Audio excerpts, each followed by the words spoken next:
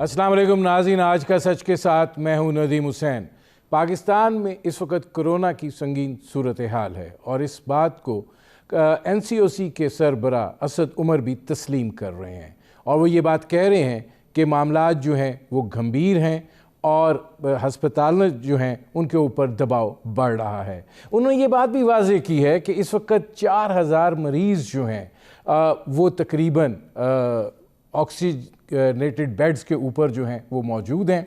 इसके साथ साथ जो कोरोना से अमवात की शरह है, अगर हम पिछले 2-2.5 हफ्ते का फिगर लें तो ये तकरीबन 150 के लगभग जो है ये पहुंच चुकी है।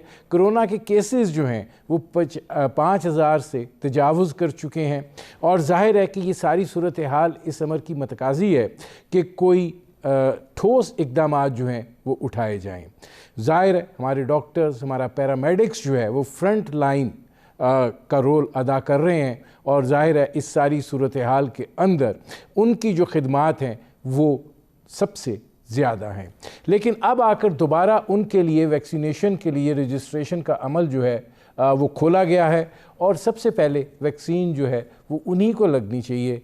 क्यों कि जब हम ये बात कहते हैं कि वो पहले महाज के ऊपर मौजूद हैं तो फिर पहले महाज पर मौजूद सफाई की हिफाजत जो है उसका भी उतना ज़्यादा अहम इदराक जो है वो होना चाहिए।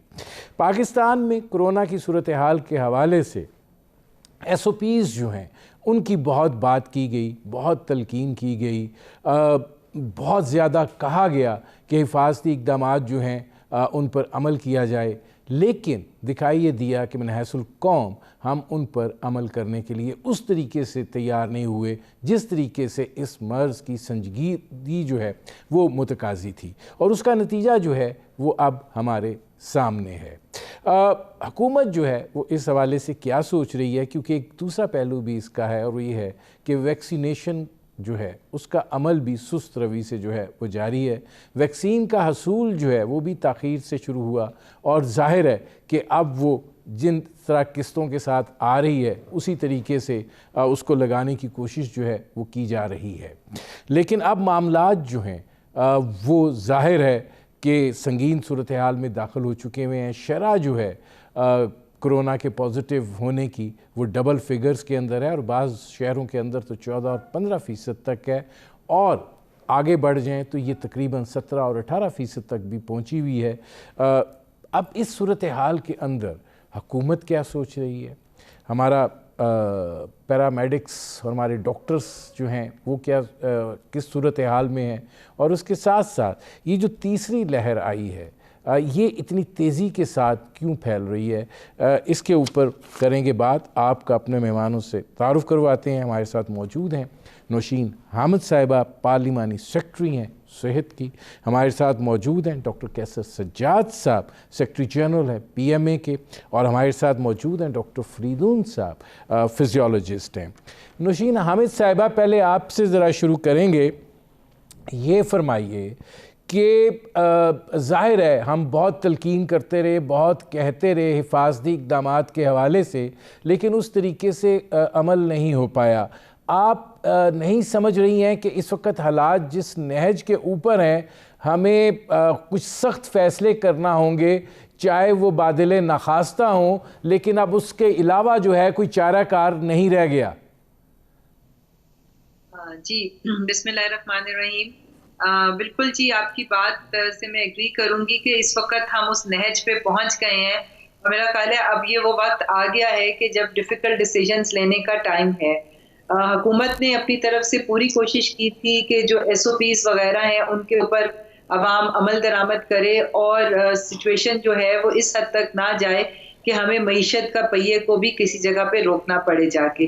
मगर आज जिस तरह से NCOC के इजलास के बाद असद उमर साहब ने आज के ताज़ा अदाद शुमार चूँकि रोज़ NCOC में प्रेजेंट होते हैं और उसकी रोशनी में फैसले किए जाते हैं, तो आज के भी अदाद शुमार ने यही बताया है कि सिचुएशन में बिल्कुल भी बेहतरी नहीं आ रही, बल्कि ये मज़ीद सीरियस हालात की तरफ जा रहा है।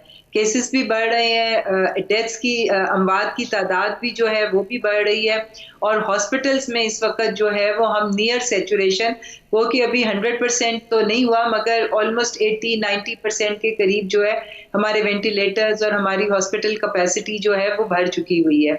तो इसलिए अब हमें सख्त फैसले लेने पड़ेंगे और वो इंशाल्लाह ताला परसों उसकी फाइनल अनाउंसमेंट जो है वो हुकूमत इन सारी चीजों की स्ट्रेटेजी बना के जुम्मे तक मुतवक्के है कि हम। अब नौशीन हामिद साहब, एक और सवाल है और वो ये है कि वैक्सीनेशन का अमल ताख़ीर से शुरू हुआ, सुस्त रवि का शिकार हुआ, हसूल जो है वो भी उस रफ्तार से नहीं हो पाया। हम मतलब अपने हमसाया ममालिक में भी सबसे नीचे हैं। क्या मसला क्या है? क्या फ़ैसला साजी के अंदर ताख़ीर हो रही है? बॉटल नेक्स क्या हैं? देखिए जी, इसमें दो चार एलिमेंट्स हैं जिनको हमें देखना पड़ेगा। एक तो हम अपने हमसाये ममालिक से कंपेयर नहीं कर सकते। अगर आप इंडिया की बात कर रहे हैं या इवन बांग्लादेश की बात भी कर रहे हैं तो इंडिया खुद एक वैक्सीन प्रोड्यूसिंग कंट्री है और उनके पास तो वैक्सीनेशन वो लोग खुद बनाते हैं और उनकी जो कमिटमेंट थी दूसरे मुल्कों को देने की भी उन्होंने वो भी रोक दी है और वो सिर्फ अपनी आवाम को लगा रहे हैं। पर उसके बावजूद हमने देखा है कि सिचुएशन इंडिया में बहुत ज़्यादा सीरियस हो चुकी हुई है। 2 लाख से ज़्यादा डेली के केसेस उनके रिकॉर्ड हो रहे हैं और इसी तरह बांग्लादेश चूंकि इंडिया के साथ उसकी एक ख़ास ताल्लुक है जिसकी वजह से उनको वैक्सीन की प्रोविजन में इतना इशू नहीं हुआ था। पाकिस्तान जो है वो मैं नहीं समझती कि हमने शुरू की है। पाकिस्तान उन पहले 65 ममालिक में था जिसके अंदर वैक्सीनेशन शुरू हो गई थी। अमल ज़रूर थोड़ा सा सुस्त रवि का शिकार रहा है मगर उसके अंदर वैक्सीन की अवेलेबिलिटी से ज़्यादा इशू लोगों के हेजिटेंसी का था कि शुरू में जो हेल्थ केयर वर्कर्स जिस तरह पूरी दुनिया में प्रायोरिटाइज करके पॉपुलेशंस को सबसे पहले अपने front line health care workers को लगाई गई थी, तो उसके अंदर हमारे पास जो लोग रजिस्टर हुए थे और जो डेली बेसिस के ऊपर स्केड्यूल होते थे वैक्सीनेशन सेंटर में जिनको बुलाया जाता था उनका टर्न आउट बहुत लो था। 30-40% जो थे हमारे स्केड्यूल्ड लोग जो थे वो वैक्सीनेशन सेंटर्स तक आते थे क्योंकि एक हेजिटेंसी थी, लोग घबरा रहे थे। चूंकि नेचुरल सी बात है, पहली दफा ये वैक्सीन दुनिया में आई थी जिसकी वजह से लोग हेजिटेट कर रहे थे इसको लगवाने के और एक वेट एंड सी वाली पॉलिसी पे चल रहे थे। पर अब अल्हम्दुलिल्लाह ये है कि हमारे पास अब जो टर्न आउट है वो इस वक्त 80-90% हो गया हुआ है। और बात नौशीन हामिद साहब, मैं आता हूँ इसमें। अब डॉक्टर कैसर सज्जाद साहब, पहले तो ज़रा चूँकि हेल्थ के वर्कर्स का मामला जो है वो बड़ा सीरियस इशू है, बहुत मैं उनको डेथ तो नहीं कहता, मैं उनको शहादत कहूँगा क्योंकि वो बहुत बड़ी एक सर्विस जो है वो प्रोवाइड कर रहे हैं। आप नौशीन हामिद साहब ने जो बात की आप उससे इत्तफाक करते हैं? जी, बहुत हद तक मैं इत्तेफाक करता हूँ। आपका बहुत बहुत शुक्रिया। बात सारी एक ये है कि एक आपने जुमला बड़ा अच्छा कहा है कि आप उनको शहीद कहते हैं। अब तक 195 डॉक्टर्स पाकिस्तान में इंतकाल कर गए हैं और 30 के करीब पैरामेडिकल स्टाफ, नर्सेज इंतकाल कर चुकी हैं। लेकिन बदकिस्मती ये है, मैं मौके से फ़ायदा उठा रहा हूँ, नौशीन साहिबा मेरी बहन है, उनसे यहाँ मौजूद हैं इसलिए मैं फ़ायदा उठा रहा हूँ कि अब तक जो इनकी फैमिली को किसी ने भी उनकी वेलफेयर के बारे में नहीं मालूम किया। उनकी फैमिली किस हाल में है, जो डॉक्टर्स इंतकाल कर गए कोविड में मुब्तला होके या पैरामेडिकल स्टाफ, उनको कुछ नहीं मिला अब तक। जबकि हमारी सदर पाकिस्तान से डॉक्टर आरिफ अलवी साहब से बात हुई थी और ये भी अनाउंस किया गया था जब जफर मिर्जा साहब थे कि उनको शहीद पैकेज, हमने कहा था उनको शहीद कहा जाए और उसका पैकेज ऐलान किया जाए। तो वो पैकेज ऐलान भी हुआ लेकिन अब तक उस पर इम्प्लीमेंटेशन नहीं हुआ। तो ये एक तो बात है बड़ी अनफॉर्चुनेट। दूसरी बात ये कि मैं समझता हूं कि जो 1-1.5 महीना डॉक्टर्स की प्रायोरिटी वैक्सीन जो है वो ख़त्म की गई थी,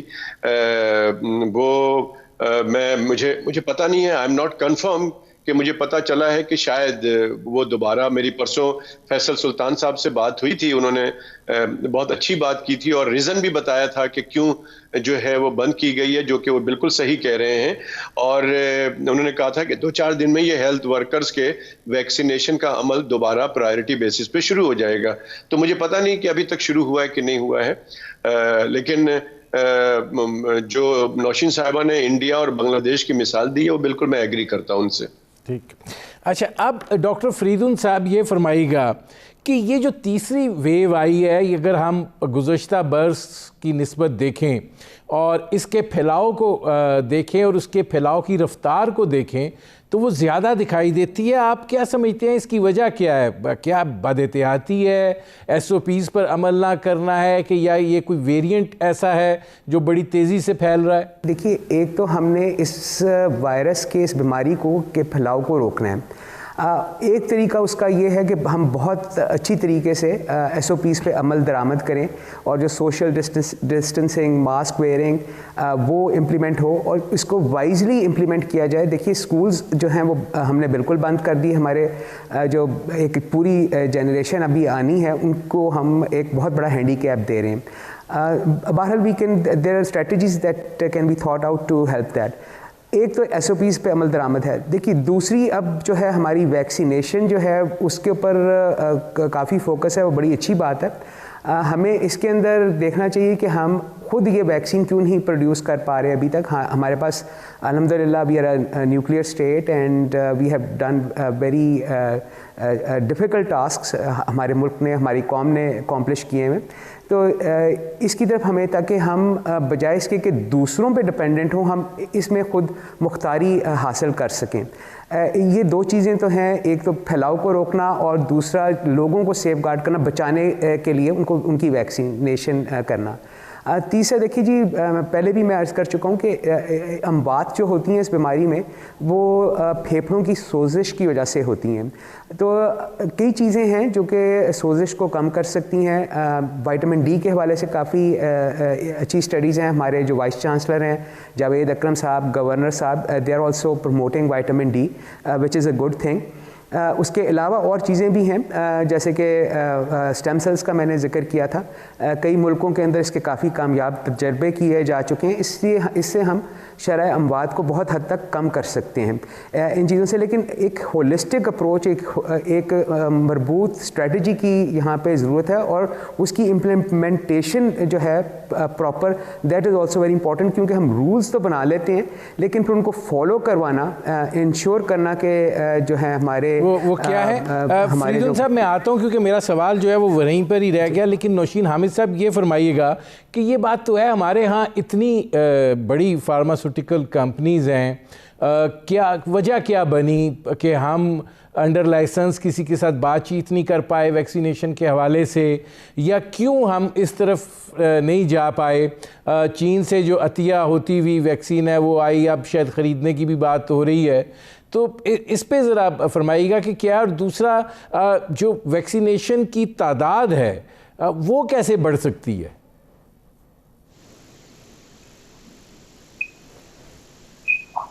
नौशीन साहब, आवाज़ आ रही है आपको मेरी?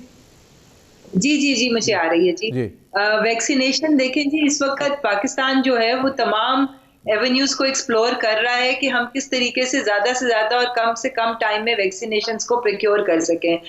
जहाँ तक खुद बनाने की बात है, उसमें मैं आपको ये बताऊं कि हम लोगों ने कैंसिनो बायो से जो है वो बल्क फॉर्म में जो कॉन्सेंट्रेट होता है वो हमने उनसे परचेज हम कर रहे हैं और वो अनकरीब जो है वो इंशाल्लाह ताला कुछ दिनों में वो बल्क फॉर्म में वो हमारे पास आ जाएगा और फिर NIH इस्लामाबाद में उसको इंडिविजुअल पैकिंग्स जो हैं उसको डाइल्यूट करके इंडिविजुअल पैकिंग्स में वो वैक्सीन तैयार की जाएगी पाकिस्तान में। तो इसके लिए ज़रूरी इक्विपमेंट, केमिकल रिएजेंट्स वगैरह मंगवा लिए गए हैं और हमें ट्रेनिंग भी हमने अपने अमले को दिला दी है कि हम अब ये वैक्सीन जो है पाकिस्तान में तैयार करेंगे। कॉन्सेंट्रेट उसका जो है वो हम चाइना से खरीदेंगे और उसको इंडिविजुअल वैक्सीन की उसमें करेंगे। तो ये हमारा तकरीबन 30 लाख डोजेस जो है वो इस तरह पाकिस्तान में बनाने का इरादा है। उसके अलावा पाकिस्तान ने जो है वो परचेज दूसरी चीज़ें, जो साइनोवैक की एक वैक्सीन जो रिसेंटली अप्रूव हुई है उसकी भी इंशाल्लाह ताला आज 0.5 मिलियन यानी 5 लाख डोजेस आज एक्सपेक्टेड है कि हमारे पास पाकिस्तान पहुंच जाएंगी। इसी तरह आइंदा आने वाले 2-3 दिनों में 5 लाख मजीद डोजेस हमें साइनोफार्म की एज ग्रांट भी मिल रही हैं और 10 लाख डोजेस जो है वो पाकिस्तान परचेज कर रहा है जो आने वाले 2-3 दिनों में हमारे पास पहुंच जाएंगी। इस तरह ये 2 मिलियन डोजेस जो हैं ये 3-4 दिनों में पाकिस्तान पहुंच जाएंगी। इसके साथ साथ जो हमें असल थोड़ा सा सेटबैक आया और जिसकी वजह से हमारा थोड़ा लेट हुआ, वो कोवैक्स के प्लेटफॉर्म से जो हमें वैक्सीन मिलनी थी, जो उनकी कमिटमेंट थी हमसे, वो वैक्सीन जो थोड़ी लेट हुई है उसकी वजह से हमारा सारा स्केड्यूल जो है वो अपसेट हुआ है। और उसकी वजह लेट होने की भी ये थी कि उन्होंने ये जिम्मेदारी एस्ट्राजेनेका वालों ने सीरम इंस्टीट्यूट ऑफ इंडिया को दी हुई थी कि उन्होंने अपने रीजन वालों को कोकोवैक्स के प्लेटफॉर्म से वैक्सीन प्रोवाइड करनी है। पर इंडिया के अंदर जिस तरह का आपने देखा है कि बहुत बड़ा क्राइसिस आ गया, तो वो अपने स्केड्यूल के मुताबिक वो वैक्सीन हमें नहीं प्रोवाइड कर सके। नौशीन साहब, मुझे एक ब्रेक लेना पड़ रहा है। नाजरीन, हमारी गुफ्तगू जारी है, एक मुख्तसर से कमर्शियल ब्रेक का वक्त हुआ है। मिलते हैं इस वक्त।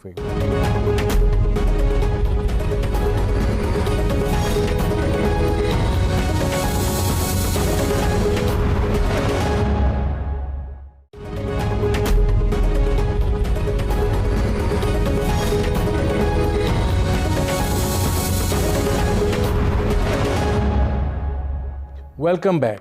अच्छा, इसमें डॉक्टर कैसर सजाद साहब ये फरमाइएगा कि हॉस्पिटल्स पे अब ये जो दबाव है, जाहिर है कि ऑक्सीजनेटेड बेड्स जो हैं, अगर आप 5000 से ज़्यादा लोग वहाँ पे हैं, वेंटिलेटर्स के ऊपर भी तकरीबन 600 के लगभग लोग जो हैं वो पहुँच चुके हुए हैं। शरह जो है वो 5500 तक पहुंच गई है, तनासुब जो है केसेस पॉजिटिव आने की।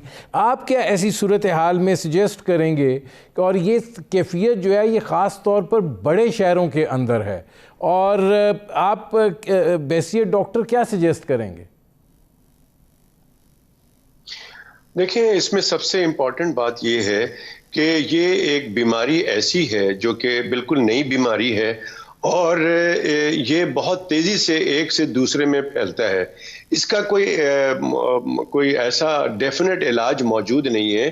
इसका जो इलाज है वो एहतियाती है, और एहतियात ये है कि इसके फैलाव को रोकना है, और उसके एहतियाती तदाबीर बताए गए हैं जिसको हम SOPs का नाम दे रहे हैं। हम डे 1 से इसके बारे में बात करते हैं कि जितना कम से कम ये फैलेगा, हमारे हॉस्पिटल्स पे, हमारे डॉक्टरों पे इसका बर्डन कम से कम होगा।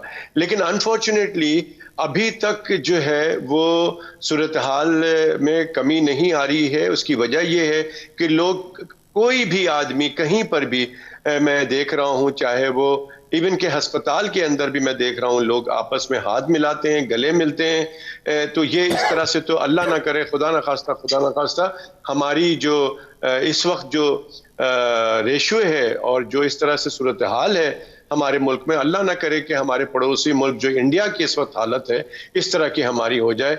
हमें अल्लाह ताला गलत कर दे जो मैं कह रहा हूं। लेकिन मेरी दरख्वास्त यही है कि इस वक्त जो पंजाब के अस्पताल तकरीबन, जो मैं समझता हूं कि तकरीबन 100% फुल हो चुके हैं, वहां पे प्रॉब्लम है, एक्स्ट्रा बेड लगाए जा रहे हैं, एक्स्ट्रा ऑक्सीजन के बेड हैं। KPK के अंदर जो है प्रॉब्लम्स बहुत तेजी से खराब हो रहे हैं, बलूचिस्तान में भी हो रहे हैं। लेकिन शुक्र है कि अभी वो सूरत हाल सिंध में नहीं है। लेकिन 2-3 दिनों से सिंध के हालात, खासकर कराची के जो नंबर ऑफ केसेस हैं वो बढ़ने शुरू हो गए हैं। मेरे खुद जानने वालों में अब ये सिस्टम शुरू हो गया है। जैसे पहले डॉक्टर कैसर सजाद साहब, आज असद उमर साहब कह रहे थे कि कराची के अंदर जो केसेस पॉजिटिव आने की रेशो है वो 15% हो गई है, हैदराबाद में 14% हो गई है। ये कोई मामूली रेशो तो नहीं है। नहीं, देखिए, जो मैं कंपेयर कर रहा हूं दूसरे सूबों से, नंबर 1। नंबर 2 बात यह है कि पिछले साल जो हालत थी कराची के अंदर, खासकर कराची के अंदर ईद के बाद, वो हम बहुत पहले से बता रहे थे। तो आज भी हम यही बात कर रहे हैं कि अभी वो सूरत हाल नहीं हुई है। अगर लोग ये चाहते हैं कि अपना कारोबार भी चलता रहे, अपनी रूटीन की चीजें भी चलती रहें, तो खुदारा, और वो चाहते हैं कि पाकिस्तान से कोरोना का खात्मा हो जाए, और जो लोग बाहर सफर करते हैं, जो बाहर ट्रेड करते हैं या अपने रिश्तेदारों से मिलने जाते हैं, तो खुदारा वो इन चीजों को समझें। ये जो है, ये वैक्सीन लगाए बगैर आप बाहर नहीं जा सकेंगे, उसके सर्टिफिकेट लिए बगैर बाहर नहीं जा सकेंगे।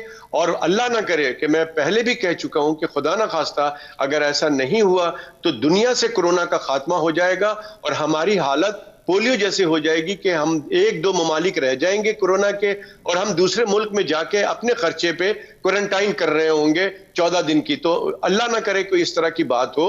और खासकर सबसे ज्यादा जो इंपॉर्टेंट बात है वो ये है कि इसके अंदर अमवात बहुत तेजी से हो रही है। अगर आप कंपेयर करें कि जो पहले वेव्स में कितने लोग इंतकाल कर गए थे, दूसरे में कितने इंतकाल कर गए थे, और अभी ये कुछ जो 3-4 महीने में कितनी तेजी से लोग इंतकाल कर रहे हैं। तो अब जो वेरिएंट है इस वक्त सूरत हाल वो यूके वेरिएंट्स है, साउथ अफ्रीका का वेरिएंट्स है, और इस तरह से दूसरे और वेरिएंट्स यहां मौजूद हैं जो कि फिर मैं कहूंगा कि नया वायरस है, लोगों को समझना है। और इसमें जो सबसे इंपॉर्टेंट बात है लोगों को समझाने के लिए कि देखिए, जब आप खुदा ना खास्ता इसमें बीमारी में मुब्तला होंगे और जब आप अस्पताल जाएंगे तो आप यकीन करें आपके साथ कोई रिश्तेदार नहीं होगा, आप अकेले होंगे, आपके रिलेटिव आपसे मिल नहीं सकेंगे, और जो रिलेटिव बाहर होते हैं वो तड़पते रहते हैं जी हमें बताया जाए कि उनकी हालत कैसी क्या है। वो एक नया अंसर आ जाता है उसमें डॉक्टर साहब, ये बड़ा अहम अंसर आ जाता है क्योंकि आप ज़ाहिर है हॉस्पिटल में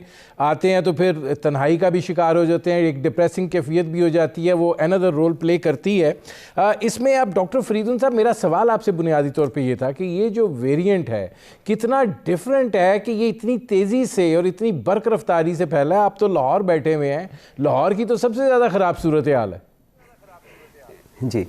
अनफॉर्चुनेटली ये हमें पता था कि ये और वेरिएंट्स आ रहे हैं, हमें ये भी पता था कि आरएनए वायरस है और ये आरएनए वायरसेस में ये खसूसियत होती है कि बड़ी तेज़ी से अपनी वेरिएंट्स बना सकते हैं। एक स्टडी के मुताबिक तकरीबन हफ्ते में एक नया वेरिएंट दरियाफ्त हो रहा है। वेरिएंट दरियाफ्त, नए वेरिएंट्स आने का ये मतलब नहीं कि वो ज़रूर ही पुराने वेरिएंट से ज़्यादा ख़तरनाक होंगे, लेकिन जब इतनी तेज़ी से वेरिएशंस आ रही होती हैं तो प्रोबेबिलिटी आ जाती है कि जो नए वेरिएंट्स आएंगे some of them will be far worse than the current या द वाइल्ड टाइप जिसको हम कहते हैं दैट वेरिएंट। और यही हुआ कि ब्राज़ील के अंदर, यूके में, साउथ अफ्रीका में कुछ नए वेरिएंट्स आए। और अभी तो लेटेस्ट जो मीडिया पे वो ये देखा था कि इंडिया में एक डबल वेरिएंट आ गया, डबल म्यूटेंट जिसको कह रहे हैं। उसके अंदर 2 जगह जो है वो प्रोटीन जिसके ज़रिए वायरस एक मरीज़ को इन्फेक्ट करता है, बीमार करता है, उसके अंदर 2 म्यूटेशंस आ गई हैं। और यहाँ पे फिर एक और सवाल पैदा हो जाता है नदीम साहब कि जो हम वैक्सीन इस्तेमाल कर रहे हैं जो आजकल अवेलेबल हैं वो किस हद तक वेरिएंट्स को न्यूट्रलाइज कर सकेंगी। देखिए, पिछले प्रोग्राम के बाद आपने मेरे से पूछा था कि जी फिर इसका लॉन्ग टर्म हल क्या है। बीमारी इतनी आसानी से हमने एक ही बीमारी है स्मॉल पॉक्स जिसको हमने ज़मीन से ख़त्म किया। तो लॉन्ग टर्म हल इन माय हम्बल ओपिनियन देखिए हम वही होगा जो कि फ्लू का है। फ्लू के हम बेसिकली सिम्टम्स को मैनेज करते हैं और फ्लू का वायरस जो है हमारे जिसम आता है, अपना साइकिल पूरा करता है और चला जाता है। तो जो मैं पहले भी अर्ज़ किया कि हमें इसके जो है सिम्टम्स को कंट्रोल करने के लिए बेहतर उस टेक्नोलॉजीज़ ईजाद करनी पड़ेंगी, उनको देखना पड़ेगा जो अवेलेबल हैं उनमें से कौन कौन सी जो हैं इन सिम्टम्स को बेहतर तरीके से कंट्रोल कर सकती हैं। सो दिस इज़ इम्पॉर्टेंट जिसको हमने काफ़ी हद तक not only in Pakistan, internationally भी जो सारा फोकस है सिर्फ वैक्सीन पे है। जब मैंने शुरू की थी मैंने यही अर्ज़ किया था कि हमें एक होलिस्टिक अप्रोच के साथ इस बीमारी से डील करना चाहिए जिसके अंदर प्रिवेंशन भी है, वैक्सीनेशन भी है और most importantly controlling the symptoms of this disease which are basically inflammation। जी अच्छा, अब नौशीन आमिर साहब ये फरमाइएगा कि ये जो बात है जब हम वेरिएंट्स की बात करते हैं, आप जाहिर है कि हम ब्राज़ील का भी कह देते हैं, हम ब्रिटेन का भी कह देते हैं, इसका मतलब है कि सूरत हाल जो है वो मुख्तलिफ है। वैक्सीन की जब हम बात करते हैं तो वो एक ख़ास मुल्क के अंदर एक ख़ास पैराए में रिसर्च करके बनी हुई है। फिर हम ये भी कह देते हैं कि 80% इफ़ेक्टिव है, 70% इफ़ेक्टिव है। तो वो जो मार्जिन है वो तो अपनी जगह के ऊपर मौजूद भी है।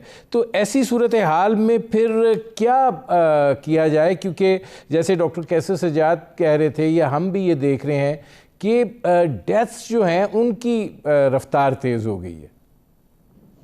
जी देखिए, इसमें सबसे पहले तो ज़रूरी चीज़ जो है, क्योंकि ज़ाहिर है हमारी तकरीबन हमारा जो टारगेट है कि हमने कोई 65 करोड़ के करीब अपनी पॉपुलेशन को वैक्सीनेट करना है, तो फिर हम शायद उस हर्ड इम्यूनिटी की तरफ जा सकें जो कि इसके फैलाव को रोकती है। पर इतनी बड़ी आबादी को वैक्सीनेट करने में जाहिर सी बात है कि थोड़ा सा टाइम लगेगा, और उस टाइम तक इस चीज की बहुत ज्यादा जरूरत है कि लोग एहतियात करें। देखिए, जो मास्क है ये इस वक्त बेहतरीन वैक्सीन है।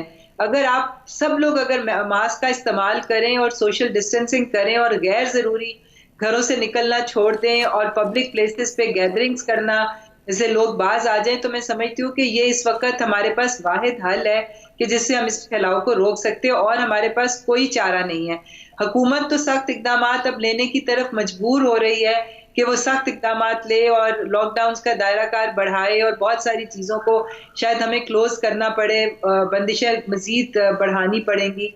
मगर इस वक्त अगर लोग कोऑपरेट करें तो मैं समझती हूँ कि आज भी हम सिचुएशन में बेहतरी ला सकते हैं। मगर जिस तरह मेरे से पहले भी जो हमारे वर्दी मेहमान हैं, उन लोगों ने इस बात को एम्फसाइज किया है कि लोग एहतियात नहीं कर रहे हैं, बिल्कुल सीरियस नहीं ले रहे हैं। इस वक्त आप अभी बाजार चले जाएं, लोगों ने मास्क नहीं पहने हुए हैं, वो लाइनों में लगे हुए हैं, करीब करीब खड़े हैं। तो ये तमाम चीजें जो हैं, आप किसी तरह से भी इसके फैलाव को फिर नहीं रोक सकते, क्योंकि जब हमें एक चीज पता है कि सोशल गैदरिंग्स और अगर फिजिकल डिस्टेंसिंग को हम नहीं अपनाएंगे तो ये वबा फैलेगी, और यही हो रहा है। तो इसलिए मेरी दरखास्त तो यही कि वैक्सीन के लिए तो हुकूमत तमाम इकदाम कर रही है। अपनी कोशिशें हमारी हैं कि हम जल्द से जल्द ज़्यादा से ज़्यादा लोगों के लिए पहुंचे।